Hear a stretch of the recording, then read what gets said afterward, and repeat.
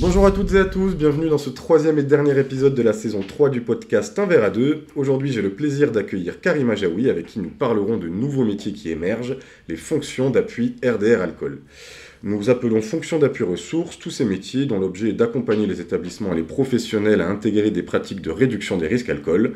Le projet FRAP dont nous parlerons me semble être un bon exemple et c'est pour cette raison que je suis ravi de recevoir Karima Jaoui, chargée de projet FRAP Marseille. Premièrement et avant toute chose, bonjour Karima, comment vas-tu ? Salut Léo, je vais très bien, merci. Et toi ? Ça va, je te remercie. Donc, comme d'habitude, je vais te poser quelques questions qui nous permettront d'évoquer la thématique de l'épisode. Et ma première question sera très classique. Peux-tu te présenter, Karima ?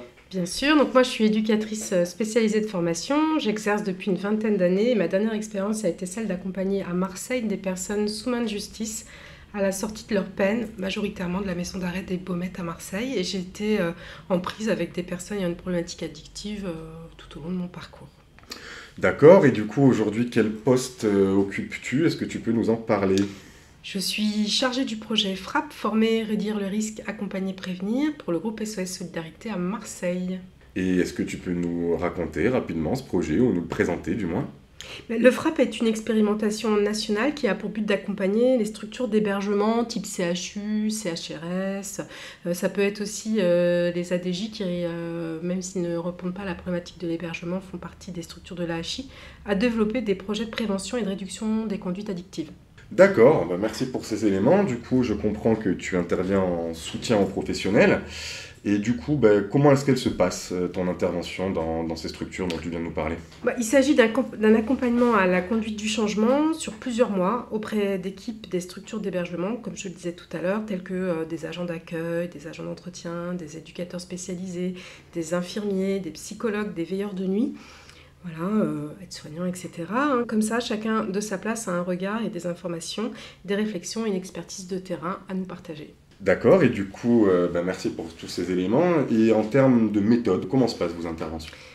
Ces interventions, elles permettent, entre autres, avant de répondre à ta question, de former, de sensibiliser les professionnels aux connaissances de base en addictologie et d'améliorer l'accompagnement et l'accès aux soins liés aux conduites addictives des personnes qui sont accueillies dans ces structures. Du coup, la méthode, c'est l'animation d'ateliers de sensibilisation à la réduction des risques et des dommages sur des sites au sein de ces établissements. C'est animer des ateliers auprès des personnes accueillies également. C'est soutenir des expérimentations d'accueil avec autorisation d'alcool. D'accord, je te remercie pour ces éléments.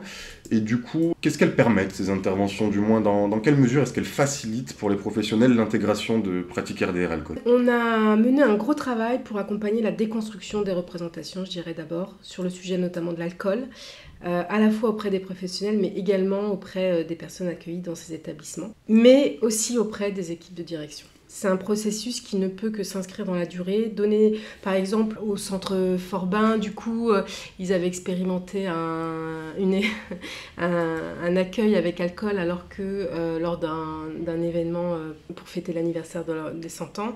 Et donc, du coup, ils avaient autorisé l'alcool sans l'avoir préparé. Donc, l'équipe a souhaité à ce qu'on redéfinisse ensemble un protocole d'expérimentation avec l'autorisation de l'alcool, de manière à ce que lors de leur prochaine expérimentation, les équipes soient prêtes à accompagner cette expérimentation.